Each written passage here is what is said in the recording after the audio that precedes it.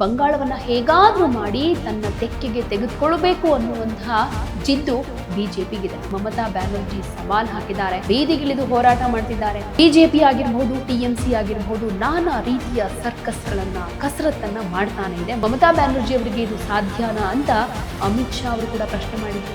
Last assembly election ನಲ್ಲಿ ಮೋದಿ ಅವರು ಮಮತಾ ಬ್ಯಾನರ್ಜಿ ಅವರ ಬಗ್ಗೆ ದೀದಿ ಓ ದೀದಿ ಅಂತ ಲೇವಡಿ ಮಾಡಿ ಸಲ ಪ್ರಧಾನಿ ನರೇಂದ್ರ ಮೋದಿ ಅವರು ಜೈ ಮಾ ಕಾಳಿ, ಜೈ ಮಾ ದುರ್ಗಾ ಅಂತ ಕಾರ್ಯಕರ್ತರನ್ನ ಹೊರದಂಬಿಸ್ತಾ ಇದ್ದಾರೆ. ನಮಸ್ಕಾರ ಎಲ್ರಿಗೂ, ನೀವು ನೋಡ್ತಾ ಇರೋದು ಒನ್ ಇಂಡಿಯಾ ಕನ್ನಡ.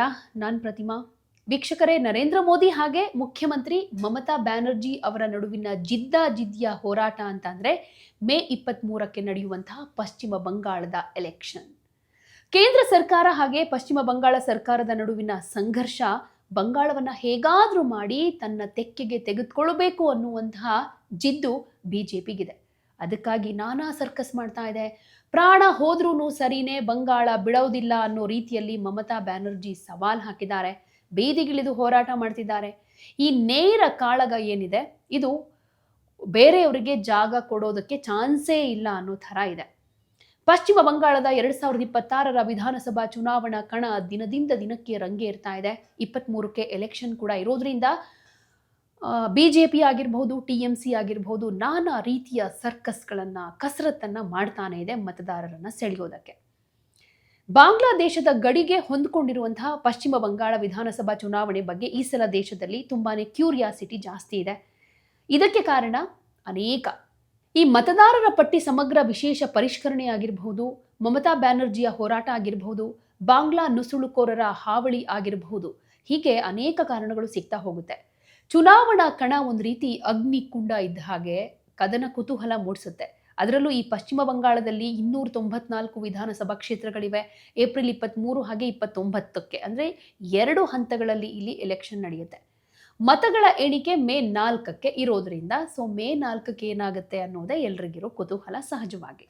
ಪಶ್ಚಿಮ ಬಂಗಾಳದಲ್ಲಿ ಆಡಳಿತಾರೂಢ ತೃಣಮೂಲ ಕಾಂಗ್ರೆಸ್ 294ರಲ್ಲಿ 291 ಕ್ಷೇತ್ರಗಳಲ್ಲಿ ಸ್ಪರ್ಧೆ ಮಾಡ್ತಾ ಇದೆ. ಇನ್ನು 3 ಕ್ಷೇತ್ರಗಳನ್ನ ಡಾರ್ಜಿಲಿಂಗ್ನಲ್ಲಿರೋ ಅನಿತ್ ತಾಪಾ ನೇತೃತ್ವದ ಭಾರತೀಯ ಗೂರ್ಖಾ ಪ್ರಜಾತಾಂತ್ರಿಕ ಮೋರ್ಚಾಗೆ ಬಿಟ್ಕೊಟ್ಟಿದೆ. ಬಿಜೆಪಿ ಎಲ್ಲಾ ಸ್ಥಾನಗಳಲ್ಲೂ ಕೂಡ ಸ್ಪರ್ಧೆಗಿಳಿತಾ ಇದೆ. ಕಾಂಗ್ರೆಸ್ ಕಮ್ಯುನಿಸ್ಟ್ ಪಕ್ಷಗಳ ಮೈತ್ರಿಯನ್ನ ಮುರಿದಿದೆ. ಇಬ್ರು ಏಕಾಂಗಿ ಸ್ಪರ್ಧಿಗಳಾಗಿದ್ದಾರೆ. ಇನ್ನು ಹೈದರಾಬಾದಿನ ಲೋಕಸಭಾ ಸದಸ್ಯ ಅಸಾದುದ್ದೀನ್ ಓವೈಸಿ ಅವರ ನೇತೃತ್ವದ ಎಐಎಂಐಎಂ ಪಕ್ಷ ಆಮ್ ಜನತಾ ಉನ್ನಾಯನ್ ಪಕ್ಷದ ಜೊತೆಗೆ ಸ್ಥಾನ ಹೊಂದಾಣಿಕೆಗೆ ಒಪ್ಕೊಂಡಿತ್ತು. ಆದರೆ ಆಮ್ ಜನತಾ ಉನ್ನಾಯನ್ ಪಕ್ಷದ ಮುಖ್ಯಸ್ಥ ಭರತ್ಪುರ ಕ್ಷೇತ್ರದ ಶಾಸಕ ಹುಮಾಯೂನ್ ಕಬೀರ್ ಬಿಜೆಪಿಗೆ ಬೆಂಬಲಿಸೋದಕ್ಕೆ ವ್ಯಕ್ತಿಯೊಬ್ಬರಿಂದ ಹಣದ ಬೇಡಿಕೆ ಇಟ್ಟಿದ್ದಾರೆ ಎನ್ನಲಾದ ಆರೋಪದ ವಿಡಿಯೋ ವೈರಲ್ ಆಯಿತು. ಓವೈಸಿ ಅವರು ಕಬೀರ್ ಪಕ್ಷದೊಂದಿಗೆ ಮೈತ್ರಿಯಿಂದ ಹೊರಗಡೆ ಬಂದರು. ಇಬ್ರು ಈಗ ಪ್ರತ್ಯೇಕವಾಗಿ ಸ್ಪರ್ಧೆಗೆ ಇಳಿತಾ ಇದ್ದಾರೆ. ಈ ಮೈತ್ರಿ ಸಾಧ್ಯವಾಗದೇ ಇದ್ರೆ ಪರೋಕ್ಷವಾಗಿ ಬಿಜೆಪಿಗೆ ಅನುಕೂಲ ಆಗ್ತಾ ಇತ್ತು. ಇನ್ನು ಮುಖ್ಯಮಂತ್ರಿ ಹಾಗೆ ವಿಧಾನಸಭೆಯ ಪ್ರತಿಪಕ್ಷ ನಾಯಕ ಒಂದೇ ಕ್ಷೇತ್ರದಲ್ಲಿ ನೇರ ಹಣಾಹಣಿಗೆ ಇಳಿದಿರೋ ಚುನಾವಣೆ ಇದಾಗಿರೋದ್ರಿಂದ ದಕ್ಷಿಣ ಕೋಲ್ಕತ್ತಾದ ಭವಾನಿಪುರ ವಿಧಾನಸಭಾ ಕ್ಷೇತ್ರದಲ್ಲಿ ಮುಖ್ಯಮಂತ್ರಿ ಮಮತಾ ಬ್ಯಾನರ್ಜಿ ಹಾಗೆ ಪ್ರತಿಪಕ್ಷ ನಾಯಕ ಬಿಜೆಪಿಯ ಸುವೇಂದು ಅಧಿಕಾರಿ ಪರಸ್ಪರ ಎದುರಾಳಿಗಳಾಗಿದ್ದಾರೆ. ಭವಾನಿಪುರ ಮಮತಾ ಅವರ ತವರು ಕ್ಷೇತ್ರ. ಅಂದಹಾಗೆ ಸುವೇಂದು ಅಧಿಕಾರಿ ತಮ್ಮ ಸ್ವಕ್ಷೇತ್ರ ನಂದಿಗ್ರಾಮದಲ್ಲೂ ಕೂಡ ಹುರಿಯಾಳಾಗಿದ್ದಾರೆ. ಭವಾನಿಪುರದಲ್ಲಿ 2011, 2016, 2021ರಲ್ಲಿ ಮಮತಾ ಹ್ಯಾಟ್ರಿಕ್ ಗೆಲುವನ್ನು ಸಾಧಿಸಿಕೊಂಡು ಬಂದಿದ್ದಾರೆ. ಪಶ್ಚಿಮ ಬಂಗಾಳ ಕಳೆದ 15 ವರ್ಷಗಳಿಂದ ಮಮತಾ ಬ್ಯಾನರ್ಜಿ ಅವರ ಭದ್ರಕೋಟೆ, ಅವರ ಸಾಮ್ರಾಜ್ಯ, ದೀದಿಯ ಸಾಮ್ರಾಜ್ಯ. ಅದು ರಾಜ್ಯದಲ್ಲಿ ಎಡರಂಗದ 34 ವರ್ಷಗಳ ಆಳ್ವಿಕೆಗೆ ಅಂತ್ಯ ಹಾಡಿ 2011ರಲ್ಲಿ ಮೊದಲ ಬಾರಿಗೆ ಮುಖ್ಯಮಂತ್ರಿಯಾದವರು ದೀದಿ. ನಂತರ 2016, 2021ರಲ್ಲೂ ಕೂಡ ಅವರಿಗೆ ಗೆಲುವು ಸಿಕ್ತು. ಆದರೆ 2021ರ ಚುನಾವಣೆಯಲ್ಲಿ ಅವರ ಪಕ್ಷ ಬಹುಮತ ಪಡೆದ್ರೂ ನಂದಿಗ್ರಾಮ ಕ್ಷೇತ್ರದಲ್ಲಿ ಸುವೇಂದು ಅಧಿಕಾರಿ ವಿರುದ್ಧ ಮಮತಾ ಸೋಲ್ಬೇಕಾಯಿತು. ನಂತರ ಭವಾನಿಪುರ ಉಪಚುನಾವಣೆಯಲ್ಲಿ ಗೆದ್ದು ಮುಖ್ಯಮಂತ್ರಿ ಸ್ಥಾನದಲ್ಲಿ ಮುಂದುವರೆದರು. ಈಗ ಭವಾನಿಪುರಕ್ಕೂ ಬಂದಿದ್ದಾರೆ ಸುವೇಂದು ಅಧಿಕಾರಿ. ಪಶ್ಚಿಮ ಬಂಗಾಳದಲ್ಲಿ ಮತದಾರರ ಪಟ್ಟಿ ವಿಶೇಷ ಸಮಗ್ರ ಪರಿಶೀಲನೆ ಅಂತ ಏನಿದೆ, ಇದು ಇಡೀ ದೇಶದಲ್ಲೇ ಒಂದು ರೀತಿ ಸೌಂಡ್ ಮಾಡ್ತು. ಸುಪ್ರೀಂ ಕೋರ್ಟ್ ಕದ ಕೂಡ ತಡ್ತು. ಕೇಂದ್ರ ಚುನಾವಣಾ ಆಯೋಗ, ಕೇಂದ್ರ ಸರ್ಕಾರ ಹಾಗೆ ಪಶ್ಚಿಮ ಬಂಗಾಳ ಸರ್ಕಾರದ ನಡುವೆ ಸಂಘರ್ಷಕ್ಕೆ ಈ ವಿಚಾರ ಹೆಚ್ಚು ಎಡೆ ಮಾಡಿಕೊಟ್ಟಿರೋದು. ಸುಪ್ರೀಂ ಕೋರ್ಟ್ ಆದೇಶದಂತೆ ಮತದಾರರ ಪಟ್ಟಿ ಪರಿಷ್ಕರಣೆ ನಡೆದಿದೆ. ಮತದಾರರ ಪಟ್ಟಿಯಿಂದ ಸುಮಾರು 90 ಲಕ್ಷ ಹೆಸರನ್ನ ಅಂದ್ರೆ 90 ಲಕ್ಷ ಜನರ ಹೆಸರನ್ನ ಕೈಬಿಡಲಾಗಿದೆ. ಅಂದ್ರೆ ಸುಮಾರು 12% ಮತದಾರರು ಕಮ್ಮಿಯಾಗಿದ್ದಾರೆ ಅಂತ. ಅಕ್ಟೋಬರ್ 2026ರಲ್ಲಿ 7.66 ಕೋಟಿ ಮತದಾರರಿದ್ರು. ಈಗ ಆ ಸಂಖ್ಯೆ 6.75 ಕೋಟಿ ಆಗಿದೆ. ಪಶ್ಚಿಮ ಬಂಗಾಳದಲ್ಲಿ 2021ರ ಅಸೆಂಬ್ಲಿ ಎಲೆಕ್ಷನ್ನಲ್ಲಿ 7.34 ಕೋಟಿ ಮತದಾರರಿದ್ರು. ಪಶ್ಚಿಮ ಬಂಗಾಳದ ಒಟ್ಟು ಜನಸಂಖ್ಯೆಯಲ್ಲಿ ಸುಮಾರು 27% ಮುಸ್ಲಿಮರೇ ಇದ್ದಾರೆ.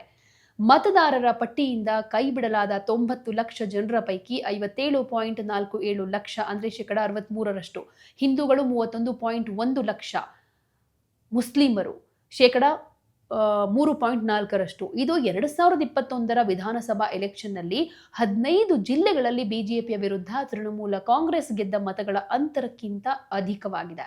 ಮತದಾರರ ಪಟ್ಟಿಯಿಂದ ಕೈಬಿಡಲಾಗಿರೋ ಹಿಂದೂಗಳಲ್ಲಿ ದಲಿತ ಸಮುದಾಯಕ್ಕೆ ಸೇರಿದ ಮಾತೂಸ್ ಜನಾಂಗದವರು ಹೆಚ್ಚಿನ ಸಂಖ್ಯೆಯಲ್ಲಿದ್ದಾರೆ.